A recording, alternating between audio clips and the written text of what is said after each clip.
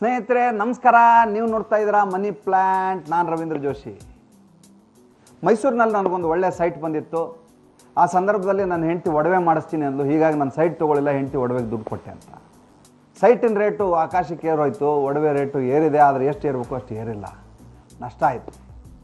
ಇದು ಬಹಳಷ್ಟು ಜನರ ಕಥೆ. ನಿಮ್ಮ ಸ್ನೇಹಿತರು, ನಿಮ್ಮ ಬಂಧು ಬಳಗದವರು ಅವ್ರು ಕೇಳಿ ಒಂದೆಲ್ಲ ಒಂದು ಅವಕಾಶವನ್ನು ತಮ್ಮ ಹೆಂಡತಿ ಹೇಳಿದ್ರೇನೋ, ತಮ್ಮ ಮಗ ಹೇಳಿದ್ರೇನೋ, ಮಗಳು ಹೇಳಿದ್ರೇನೋ ವಂಚಿತರಾದೆ ಅಂತ ಹೇಳ್ಬಿಡ್ತಾರೆ. ಜೀವನದಲ್ಲಿ ನಾವು ಯಾವುದೇ ತೀರ್ಮಾನ ತೆಗೆದುಕೊಳ್ಳುವಾಗ ಹಲವಾರು ಅಡ್ವೈಸ್ಗಳನ್ನು ತೆಗೆದುಕೊಳ್ತೇವೆ, ಅವರ ಸಲಹೆಯನ್ನು ಸ್ವೀಕರಿಸ್ತೇವೆ, ಅವರ ಮಾತುಗಳನ್ನ ಕೇಳ್ತೇವೆ.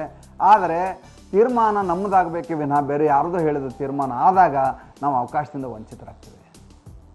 ಒಂದು ಮಾತನ್ನು ನೆನಪಿಟ್ಕೊಳ್ಳಿ, ಅಡ್ವೈಸು ಈ ದೇಶದಲ್ಲಿ 120 ಕೋಟಿ ಜನಸಂಖ್ಯೆ ಏನಿದೆ ಅಷ್ಟು ಜನ ಅಡ್ವೈಸ್ ಕೊಡ್ತಾರೆ. ನಮ್ಮ ದೇಶದಲ್ಲಿ ಉಪದೇಶವನ್ನು ಧಾರಾಳವಾಗಿ ಕೊಡುವಷ್ಟು ಬೇರೆ ಏನನ್ನೂ ಕೊಡಲಾರದು.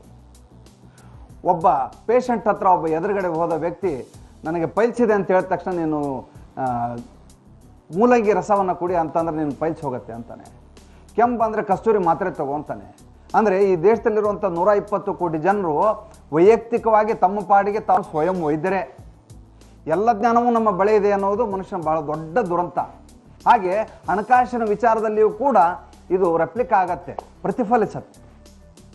ನನಗೆ ಬಂದ ಅವಕಾಶವನ್ನು ನನ್ನ ಹೆಂಡತಿ ಹೇಳಿದ್ರಿಂದ ಬಿಟ್ಟೆ, ನನಗೆ ಬಂದ ಅವಕಾಶವನ್ನು ನನ್ನ ಮಗಳು ಹೇಳಿದ್ರಿಂದ ಬಿಟ್ಟೆ, ಮಗ ಹೇಳಿದ್ರಿಂದ ಬಿಟ್ಟೆ ಅಂತ ನಾವು ಹೇಳುವುದರಿಂದ ಅವಕಾಶದಿಂದ ವಂಚಿತರಾಗ್ತೇವೆ ವಿನಃ ಹೋದ ಅವಕಾಶ ಮತ್ತೆ ವಾಪಸ್ ಬಂದಿರೋದಿಲ್ಲ.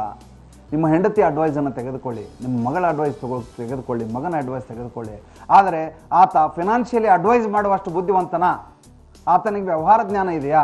ಆತನಲ್ಲಿ ಹಣವನ್ನು ಉಪಯೋಗಿಸಿ ಬೆಳೆಸುವಂಥ ಅನುಭವ ಇದೆಯಾ ಅನ್ನೋದನ್ನು ಆಲೋಚನೆ ಮಾಡಿ ನಂತರ ಅವರ ಸಲಹೆಗಳನ್ನು, ಉಪದೇಶವನ್ನು ಸ್ವೀಕಾರ ಮಾಡಿ ತನ್ಮೂಲಕ ನೀವು ಶ್ರೀಮಂತರಾಗಲಿಕ್ಕೆ ಸಾಧ್ಯ ಅಂತ ಹೇಳ್ತಾ ಇವತ್ತಿನ ಸಂಚಿಕೆಯನ್ನು ಮುಗಿಸ್ತೇನೆ. ನಾಳೆ ಹೊಸ ವಿಚಾರದೊಂದಿಗೆ ಬರ್ತೇನೆ. ಅಲ್ಲಿವರೆಗೂ ನಮಸ್ಕಾರ ಸ್ನೇಹಿತರೆ.